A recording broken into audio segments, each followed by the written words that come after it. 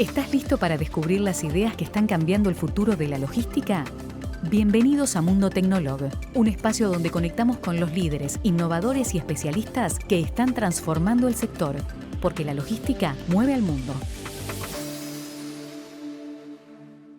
Mundo Tecnolog desde el Hotel Montevideo, recibiendo al candidato a la presidencia por Cabildo Abierto, Guido Manini Ríos. General, ¿qué tal? ¿Cómo le va? Buenos días, un gusto estar acá. Muchas gracias por sus minutos. Guido, por su formación profesional, usted siempre estuvo muy vinculado a temas logísticos, pero ahora, si se quiere, abriendo el foco a la logística como tema nacional. ¿Qué es lo que observa? ¿Cuál es su definición del tema? Yo creo que Uruguay tiene todas las condiciones para ser un referente logístico, no solo en lo nacional, sino internacional. Para lo cual, claramente hay que trabajar, dar certezas en cuanto a los operadores sepan cuáles van a ser las condiciones en todo momento, tener las terminales apropiadas, ya sean portuarias, aeroportuarias, terrestres, las que sean, tener las vías de acceso, es decir, las vías de transporte desarrolladas. Yo pienso que Uruguay tiene una gran oportunidad porque su ubicación geográfica lo hace, digamos, estar en el centro de una región pujante que tiene cada vez más movimiento, más transporte, más producción a sacar hacia el mundo. Bueno, Uruguay tiene toda una oportunidad de transformarse en un verdadero hub logístico, a condición de que haga las cosas correctamente, digamos. Cuando usted menciona hacer las cosas correctamente, ¿es el Estado asumiendo la obra pública? Bueno, no necesariamente el Estado como rector, como impulsor, como director, no quiere decir que lo asuma el Estado a su costo. El Estado yo creo que tiene un papel de priorizador de cuáles son las obras a realizar que sean las más redituables para el país. Yo pienso que un tema central en todo esto es nuestro puerto de Montevideo, que es el punto tal vez más importante como terminal logística, porque de ahí se abre al mundo entero. Un puerto que no puede ser más caro que los puertos de la región, no puede ser más lento que los puertos de la región, no puede tener más inconvenientes o menos posibilidades. Y creo que ahí es donde hay que hacer un trabajo muy importante si queremos realmente transformarnos en ese hub logístico. Pero tenemos todo para hacerlo.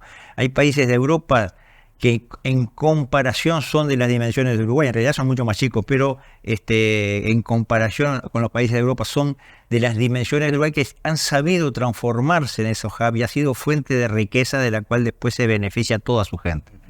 Recientemente se conoció que los servicios logísticos alcanzaron una cifra de exportaciones superiores a los 850 millones de dólares. Ahí se advierte claramente el potencial de Uruguay como hub regional. Pero usted menciona con insistencia el tema del puerto. ¿Cuál es la política portuaria óptima, necesaria o la que está pensando Cabildo Abierto? Bueno, nosotros creemos que el puerto tiene primero que nada que abaratar sus costos. Estuve hace pocos días reunido con la Cámara Mercantil y ellos están ahí en la calle Rondó, a 5 cuadras del puerto. Llevar su producción al puerto, al barco, le sale más caro que ese barco a China, ¿no? Entonces, hay costos que se van sumando, tasas, y una parte cobra la ANP, otra parte cobra TCP, otra parte cobra distintas reparticiones.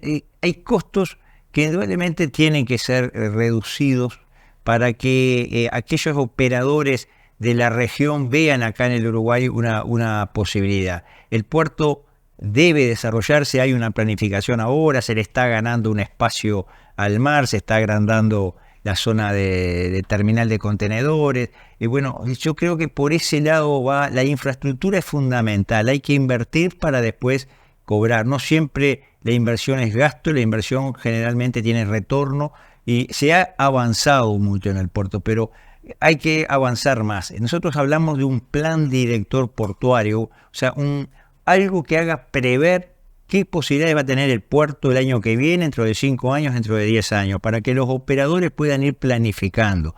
Un plan de puerto es imprescindible, y no solo con el puerto de Montevideo, sino en complementación con otras terminales portuarias que haya en el país. No renunciamos nosotros a la idea del puerto de aguas profundas, creemos que hay que seguir insistiendo en la coordinación en el estudio de la viabilidad, sobre todo en contacto con vecinos. Indudablemente que un puerto de esas características debe ya contar con algún mercado asegurado en cuanto a la participación, sobre todo de Brasil, por la ubicación que va a tener ese puerto, pero entendemos que es algo a lo cual no debemos renunciar porque se haya frenado, porque no haya aparecido esos socios necesarios. Yo creo que es algo con lo que hay que insistir. Tarde o temprano, la región va a tener que plantear sus problemas en clave de región, no en clave de países.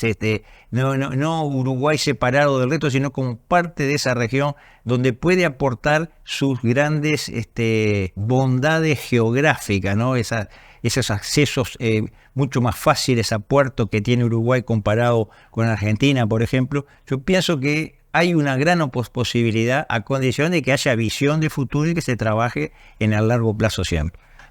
Respecto a esa visión de futuro, trabajar en el largo plazo y la mención que usted hace del puerto en La Paloma de Aguas Profundas, me detengo en algo que contempla el programa de Cabildo Abierto y tiene que ver con un mayor desarrollo de la minería. ¿Esto estaría en ese sentido? Sí, nosotros pensamos que hay riquezas mineras en el Uruguay no explotadas. Indudablemente que tiene sus bemoles, digamos. Hay que atender todo el tema ecológico, el daño al medio ambiente, algo que fue discutido mucho cuando se planteó el tema de Aratirí hace unos años, pero no solamente en cuanto a mineral de hierro, sino que hay otros recursos que el Uruguay podría explotar. Hay digamos, gente idónea que está impulsando que realmente se avance en ese tema. El Uruguay tiene riquezas que muchas veces no las explota, o que falta esa rectoría desde el gobierno del Estado marcando la cancha. Yo pongo siempre como ejemplo el tema forestal. Acá en el Uruguay hace 40 años no existía la riqueza forestal como tal. Hoy es uno de los principales rubros de exportación del país, una de las principales fuentes de riquezas del país. ¿Y qué pasó ahí? El Estado intervino, el Estado hizo una ley, el Estado pagó subsidios, el Estado impulsó, y se pasó de 70.000 hectáreas que había plantadas con otros fines, a veces de abrigo y otras cosas, se pasó a 1,000,000 y pico de hectáreas y tenemos la riqueza que hoy tenemos. Eso fue el Estado que marcó el camino, incluso aplicando eso que para muchos es mala palabra, subsidios. Bueno, esos subsidios hoy tienen un retorno para el Estado con creces. ¿No habrá en el campo minero la posibilidad también de que el Estado marque el camino y que impulse, que genere ese rubro de actividad, y capaz que dentro de 30, 40 años pasa a ser uno de los principales rubros de nuestra economía?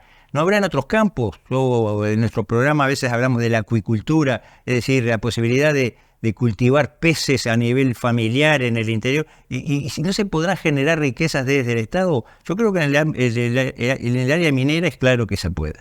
Estamos en el espacio, en el mundo Tecnolog de la Fundación Tecnolog, donde se apunta mucho a algo que ustedes también han considerado en el programa, tiene que ver con la innovación, con la tecnología como pilares fundamentales. ¿Qué política considera útil en ese aspecto, Manini? Bueno, claramente hay que invertir en tecnología, hay que invertir, y eso tiene retorno inmediato.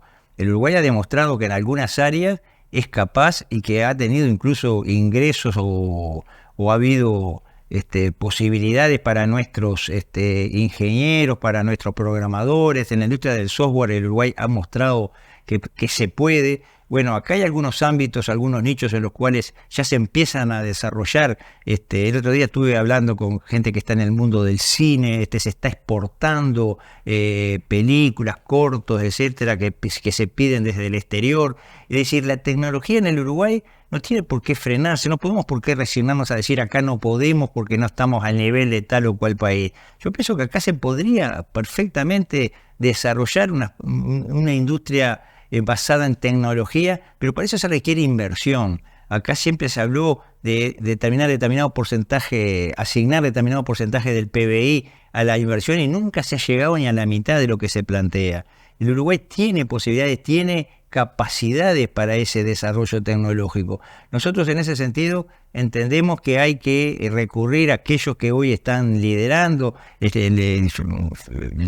Tuve muchas conversaciones con el decano de la Facultad de Ciencias. Hay gente capacitada a condición de que tengan el apoyo económico inicial.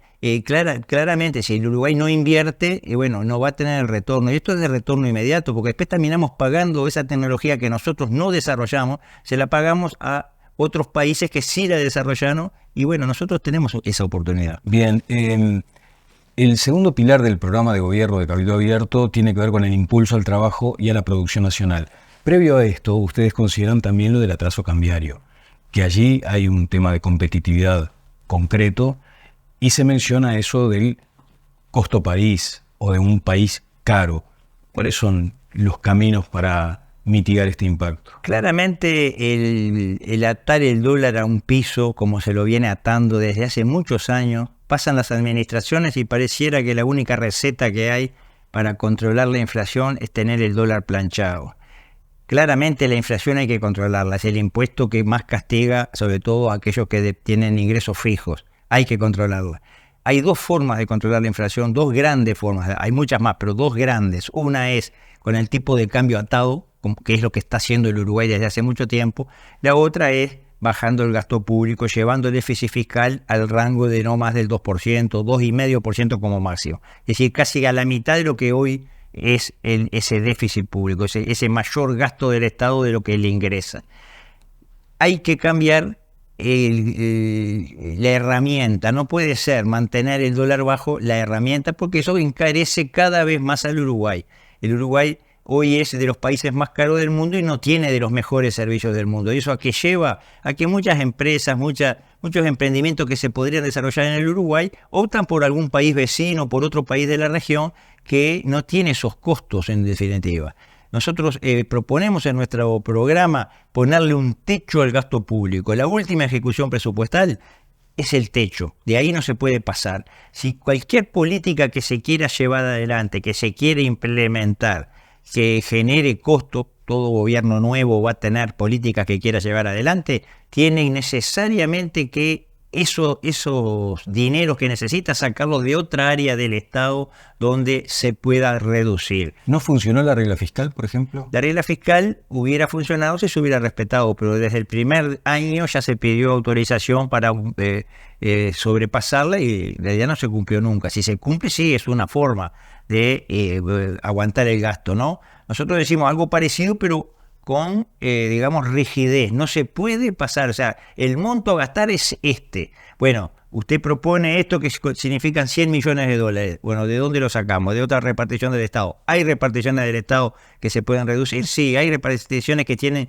funciones duplicadas? Sí. ¿Hay funcionarios en algunos lugares donde se implementó tecnología y sin embargo sigue habiendo la misma cantidad de funcionarios? ¿No se redujeron nunca? Sí. Bueno, todo eso hay que realmente entrarlo, y ni que hablar del tema de las intendencias, que cada intendencia es una duplicación de todas las cosas que hace un gobierno central. Tienen su área de cultura, su área de vivienda, su área de salud, cada intendencia. ¿Es necesario eso? ¿No habrá que empezar a recortar duplicaciones que pueden ser innecesarias y mucho más caras por definición?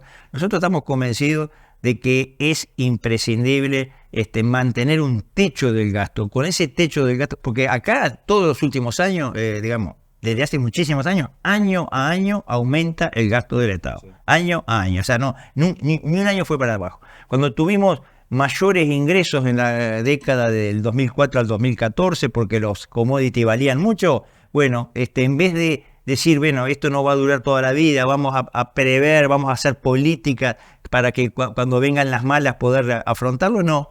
El famoso espacio fiscal, se gastaba todo lo que se tenía y después cuando vinieron las malas, como esos gastos son prácticamente que irreversibles porque generan derechos, porque son retribuciones, bueno, cuando vienen las malas, la única forma de poder seguir solventando eso es con endeudamiento, y el país cada vez más endeudado, las futuras generaciones cada vez más comprometidas, con endeudamiento, con el déficit fiscal que todos sabemos, y entonces hay que planchar el dólar y ahí afectar a todos aquellos que dependen de los precios del dólar porque venden en dólares y pagan en pesos. General, en el minuto final, Ustedes han puesto mucho acento en la familia, en los valores, en la educación. Entienden que además el país puede crecer en la medida en que su gente esté mucho más formada. ¿Cuál es el camino que plantea Cabildo Abierto en formación también técnica? Porque de eso estamos hablando en este espacio también. Bueno, claramente acá si se quiere acceder a trabajos de calidad, tenemos que preparar técnicamente a nuestra juventud. Yo creo que por ahí pasa la gran transformación que tiene que tener el sistema educativo. Hoy, sobre todo las carreras más vinculadas a lo técnico, más relacionados con la matemática, con las ciencias exactas, esas carreras cada vez son más rechazadas por los jóvenes que no están preparados, por falta de preparación. Entonces cada vez hay más escasez. Acá están faltando mucho técnico que se podría perfectamente incorporar al mercado de trabajo. Hay empresas que recurren a técnicos de otros países porque no consiguen acá en Uruguay lo que precisan. La enseñanza técnica tiene que ser, digamos, prioritaria. Nos hemos ido durante muchos años por el mundo de las letras y eso claramente tiene un techo de ocupación, un techo de retorno que, bueno, hay que revertirlo. Yo creo que aquí las universidades, pero particularmente la UDELAR, tiene mucho para hacer para replantear determinadas carreras. Hay carreras que realmente ya se sabe que cuando egresan difícilmente tengan un trabajo, o por lo menos un trabajo de calidad.